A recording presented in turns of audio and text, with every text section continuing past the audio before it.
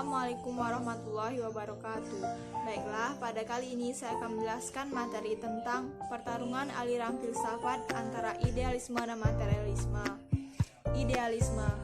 Dalam filsafat, idealisme adalah doktrin yang mengajarkan bahwa hakikat dunia fisik hanya dapat dipahami dalam ketergantungannya pada jiwa, mind, dan roh spirit. Pokok utama yang diajukan oleh idealisme adalah jiwa mempunyai kedudukan yang utama di dalam alam semesta. Sebenarnya, idealisme tidak mengingkari materi, namun materi adalah suatu gagasan yang tidak jelas dan bukan hakikat. Sebab seseorang akan memikirkan materi dalam hakikatnya yang terdalam. Dia harus memikirkan roh atau akal. Jika seseorang ingin mengetahui apakah sesungguhnya materi itu, dia harus meneliti apakah pikiran, akal budi, dan nilai itu. Paham ini beranggapan bahwa jiwa adalah kenyataan sebenarnya. Manusia ada karena unsur yang tidak terlihat yang mengandung sikap dan tindakan manusia. Manusia lebih dipandang sebagai makhluk kejiwaan atau kerohanian. Jenis-jenis idealisme. 1. Idealisme subjektif. Idealisme subjektif adalah filsafat yang berpandangan idealis dan bertitik tolak pada ide manusia atau ide sendiri. Tokohnya yaitu George Berkeley tahun 1684 sampai 1753 Masehi.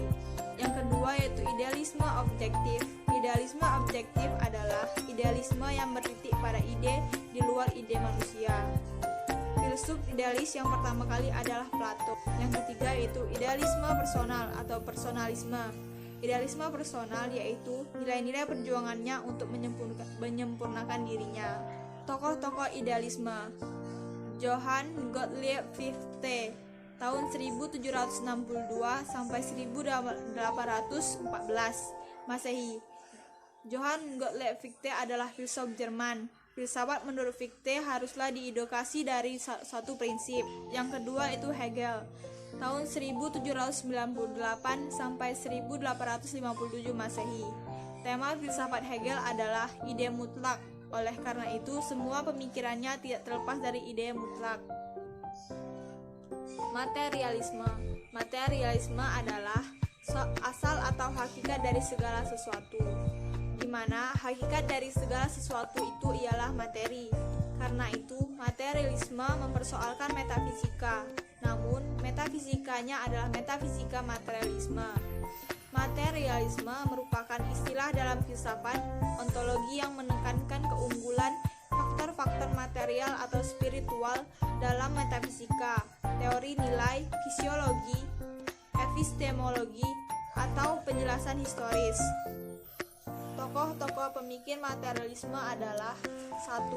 Karl Marx tahun 1818 sampai 1883. Dasar filsafat Marx adalah bahwa setiap zaman sistem produksi merupakan hal yang fundamental. Yang menjadi persoalan bukan cita-cita politik atau teologi yang berlebihan, melainkan suatu sistem produksi. Yang kedua yaitu Thomas Hobbes tahun 1588 sampai 1679 Masehi. Menurut Thomas Hobbes, materialisme menyangkal adanya jiwa atau roh karena keduanya hanyalah pancaran dari materi. Tokoh yang ketiga yaitu Hornby tahun 1974. Menurut Hornby, materialisme adalah teori belief that only material things exist, yang artinya teori atau kepercayaan bahwa yang ada hanyalah benda material saja. Yang keempat yaitu Van der Waals tahun 2000.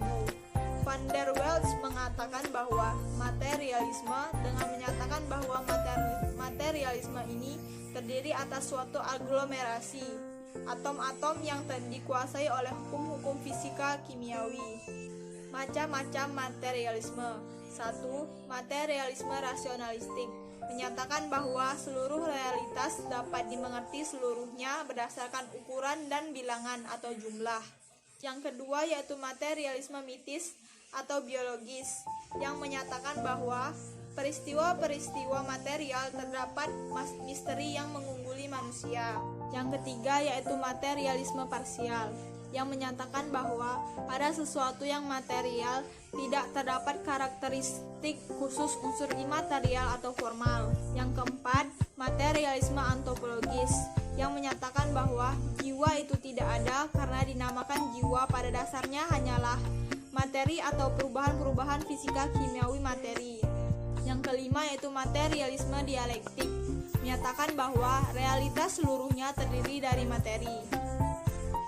Materialisme dialektik dibagi menjadi dua, yaitu materialisme historis, menyatakan bahwa hakikat sejarah terjadi karena proses-proses ekonomis. Yang kedua, materialisme sebagai teori menyangka realitas yang bersifat rohaniah. Demikian penjelasan yang dapat saya sampaikan. Saya akhiri. Wassalamualaikum warahmatullahi wabarakatuh.